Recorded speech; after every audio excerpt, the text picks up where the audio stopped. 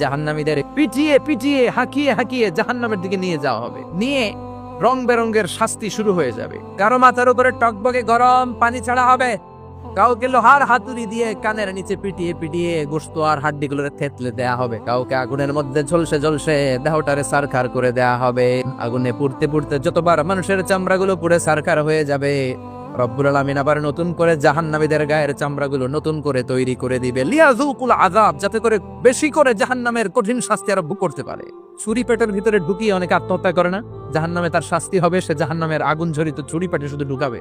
যারা এই অশ্লীল নাচ গান দেখবে, বড় বড় লোহার খুন্তি দিয়ে চোখের এই দিক দিয়ে ঢুকিয়ে ওই দিকে বের করা হবে। পর্নোগ্রাফি যারা দেখেছে দুনিয়ার বুকে, মেয়েদের উলঙ্গ দৃশ্য মোবাইলের ভেতরে আছে না নাই?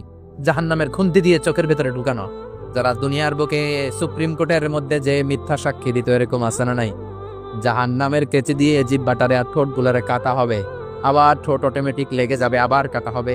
দুনিয়ার বুকে অন্যের জমি মেরে যারা খেয়েছে, জাহান্নামের পুরো 7 জমিনের ওজন তার ঘাড়ের উপরে চাপিয়ে দিবে কে? চায়ের দোকানে বসে গল্প করেছে, গীবত করেছে, ব্যাকবাইটিং, এদের নখগুলো রব্বুল আলামিন মিন নুহাস, তামার নখ বানিয়ে দিবে। নিজের নখ দিয়ে নিজের গালের গোশতগুলো খামছে খামছে খাবে।